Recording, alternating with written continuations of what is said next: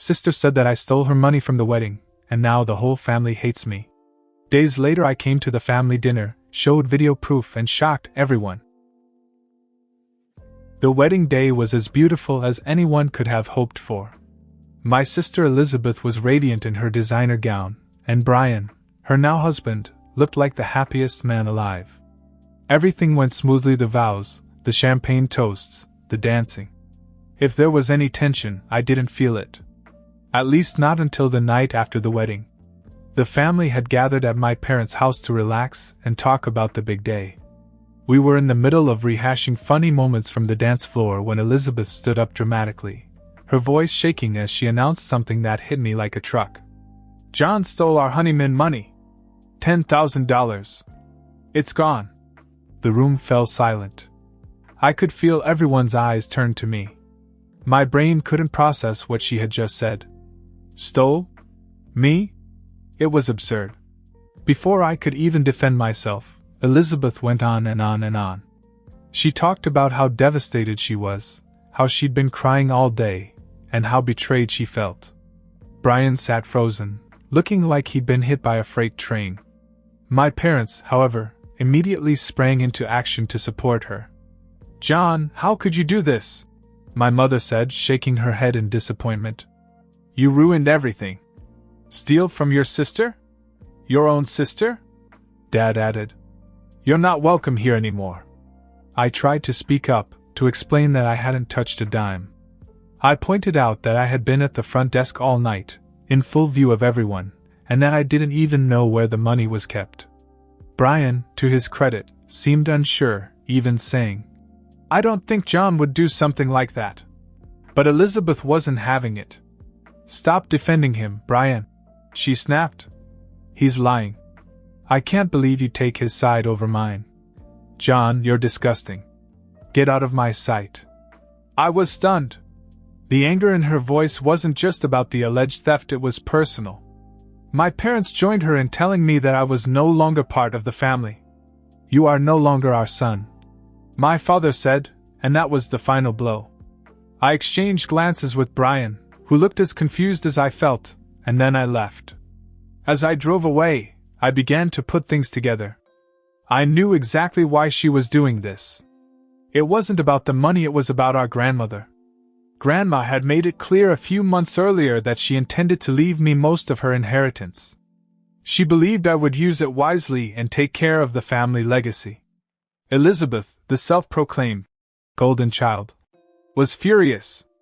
She had tried to convince Grandma that she deserved the money instead, but it hadn't worked. Now that Grandma's health was failing, Elizabeth was desperate to make me look like the bad guy. It was her way of sabotaging me. I was angry, but I also knew this wasn't over. If she was going to play dirty, I could play dirtier. I had a secret of my own, one I'd kept to protect Brian. Elizabeth had been cheating on him for months.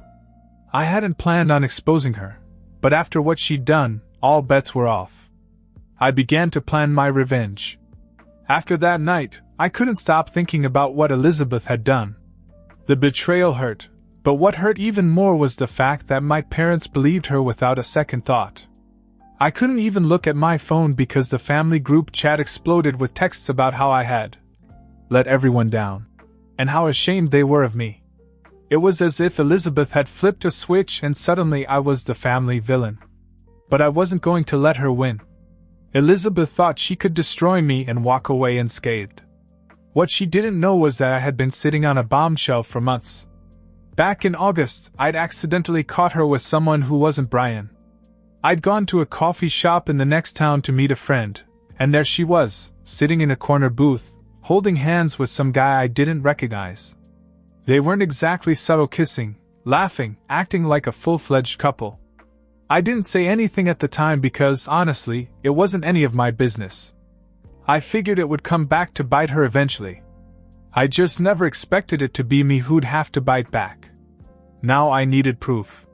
Something solid. Something undeniable. I knew her routine well enough. She'd always claimed she was visiting a friend, or running errands, when she disappeared for a few hours each week. It didn't take a genius to figure out what she was really doing. My best guess was Thursday, around 7 p.m. That seemed to be her usual window. So I parked my car down the street from her house and waited. Sure enough, just after 6:45, Elizabeth walked out, got into her car, and drove away. I followed her, keeping a good distance so she wouldn't notice. She went to the same coffee shop where I'd seen her before. The guy was waiting for her in the parking lot. I parked discreetly across the street and started recording. They hugged. Then they kissed. And not a quick peck. This was the kind of kiss that made it clear that Brian wasn't even a thought in her head. They went inside and sat by the window, looking like a couple on a romantic date. The guy kept leaning in close, touching her arm, whispering in her ear. Elizabeth ate it up.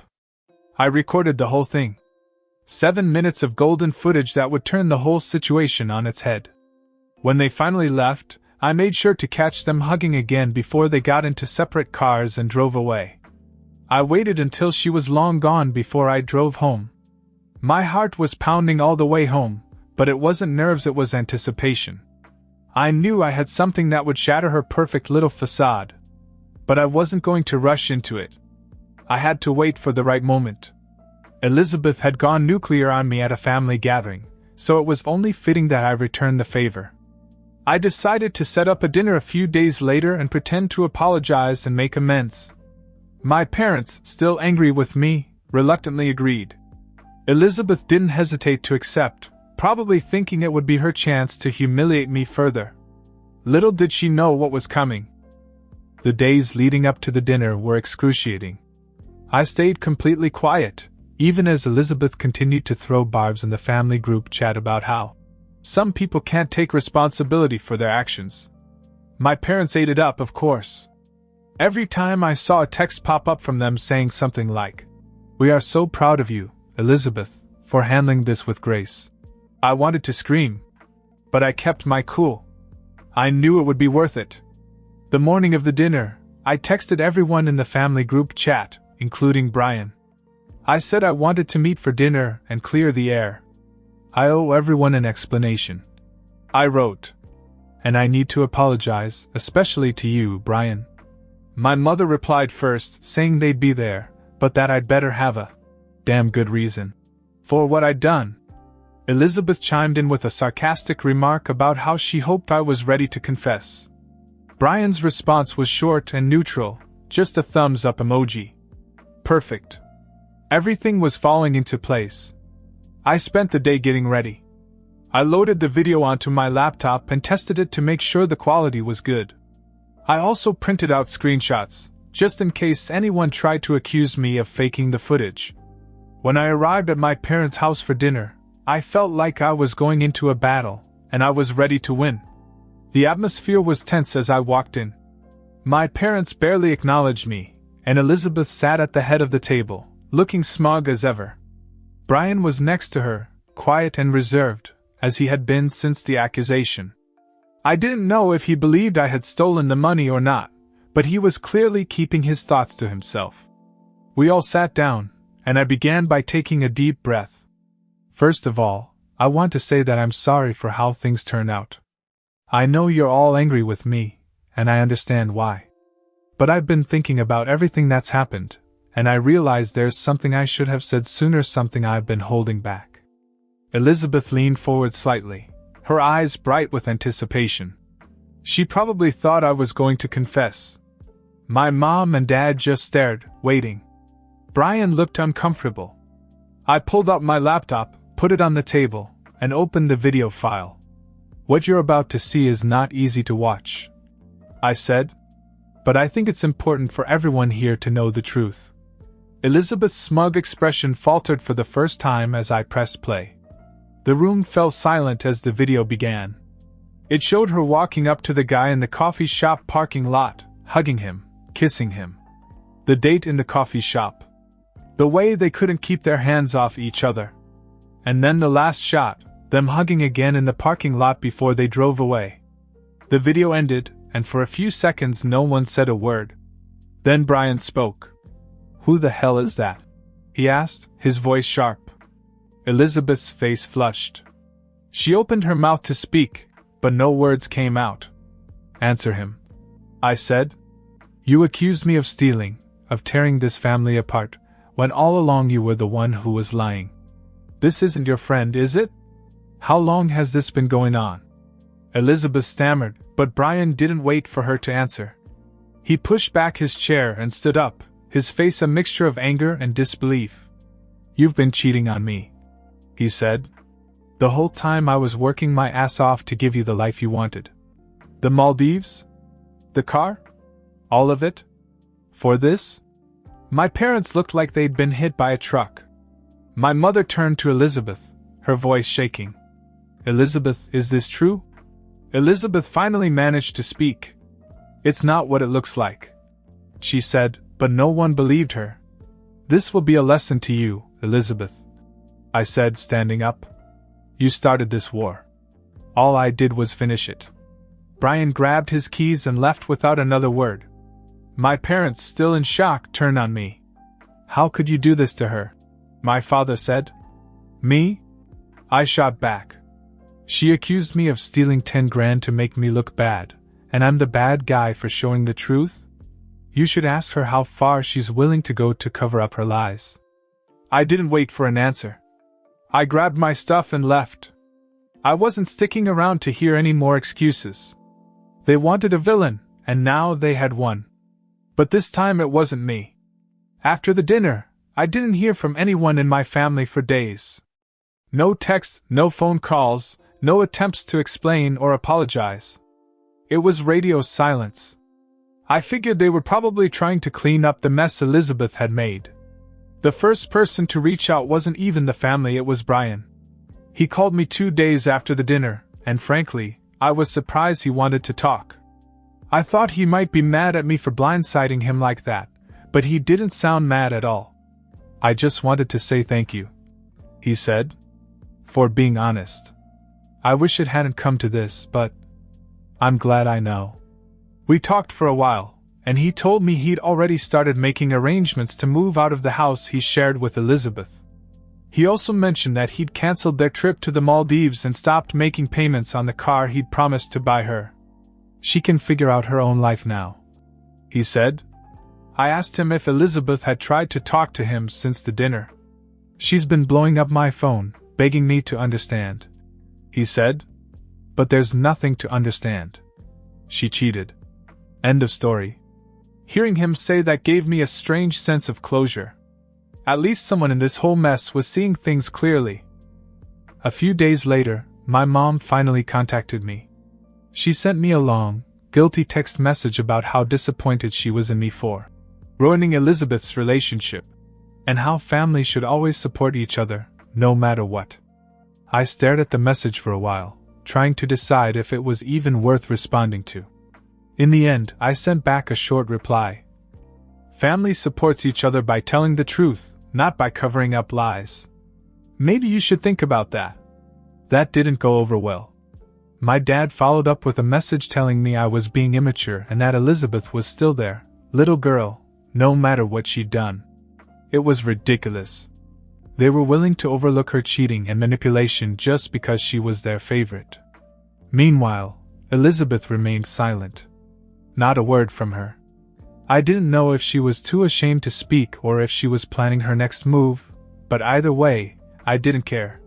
She'd lost her fiancé, her free trip to the Maldives, and probably most of the sympathy she'd soaked up from my parents. Still, I couldn't shake the feeling that this wasn't over. Elizabeth wasn't the type to admit defeat. If she was quiet, it was because she was plotting. And I wasn't wrong. A week later, she made her move. I woke up one morning to a barrage of texts from mutual friends and extended family. Apparently, Elizabeth had begun to spread a news story that I had set her up to ruin her wedding and sabotage her relationship.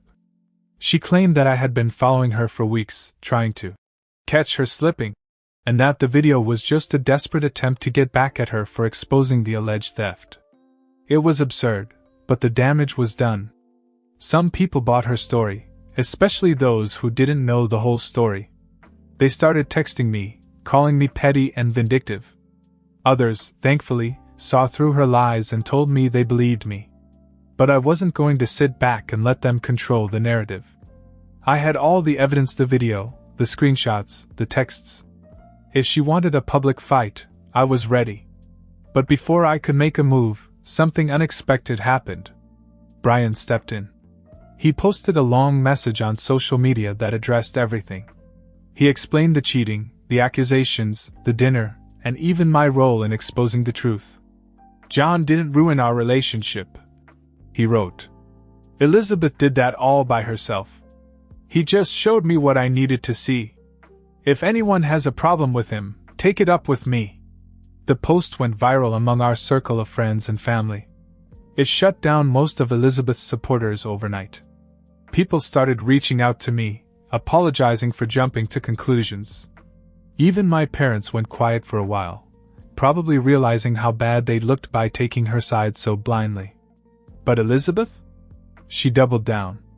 Her next move would take things to a whole new level. Elizabeth's next move was as bold as it was stupid. She tried to sue me for slander. Yes, you read that right.